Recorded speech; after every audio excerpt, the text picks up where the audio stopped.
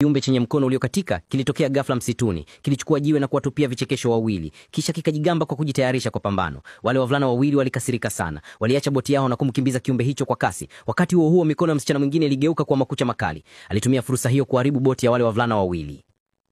Leo ilikuwa siku ya mashindano ya boti yaliyoandaliwa na chuo cha mambo ya ajabu. Mkuu wa chuo alipopiga risasi ya kuanzisha mbio, timu 4 ziliondoka kwa kasi kwenye boti zao kuelekea kisiwani. Sheria zilikuwa rahisi. Timu ya kwanza kuchukua bendera na kurudi mahali pa kuanzia ingeshinda. Wakati wa mbio, waliruhusiwa kutumia njia yoyote kuharibu boti za wapinzani wao.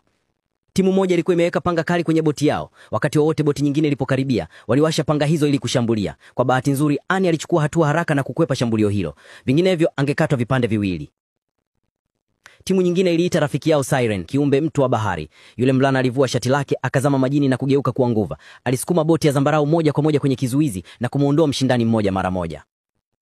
Alielekeza macho yake kwenye boti nyeusi ya Annie, lakini Annie alikuwa ametayarishwa. Kupitia darubini yake aliona mkio wa nguva ukichafua maji na mara moja akamwamuru yule mkono uliokatika kuwasha kifaa kwenye boti yao. Vum kubwa ulirusha kutoka chini ya boti na kumtega yule Siren. Bila kuingiliwa na Siren, timu 3 zilizobaki zilifika kisiwani bila matatizo zaidi. Annie alimwagiza mwenzake kukaa ufukweni na kulinda boti wakati yeye mwenyewe alikwenda kuchukua bendera. Lakini muda tu Annie alipogusa bendera, fahamu yake iliingia katika ulimwengu mwingine ambapo aliona toleo jingine la yeye mwenyewe akiwa amevalia nguo nyeupe. Wewe ndiye ufunguo. Annie alipopata fahamu tena, timu nyingine 2 zilikuwa tayari zimepita, lakini hakukata tamaa. Alimuongoza mwenzake katika harakati za kuwafukuza kwa uamuzi. Vichekesho walizani ushindi ulikuwa wao hadi walipogundua nusu ya njia boti yao inavuja. Ni wazi hii ilikuwa kazi ya yule msichana kijana mwenye uwezo wa kubadilika kuwa mbwa mwitu. Muda si mrefu timu ya Annie na timu ya Siren pekee ndizo zilizobaki kwa pambano na mwisho.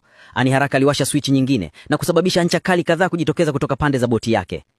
Aliongeza kasi moja kwa moja kuelekea timu ya Siren. Wakati huo huo, Siren alivunja minyororo yake chini ya maji na kuisukuma boti ya Annie kuelekea kizuizi. Annie kwa haraka alimtuma yule mkono uliokatika ambao ulizama majini na kumpiga Siren kwa ngumi moja. Mwishoni, Annie alitumia ncha kali hizo kukata boti ya timu ya Siren na kudai ushindi. Huu ndio wakati mkuu zaidi katika maisha yangu yote.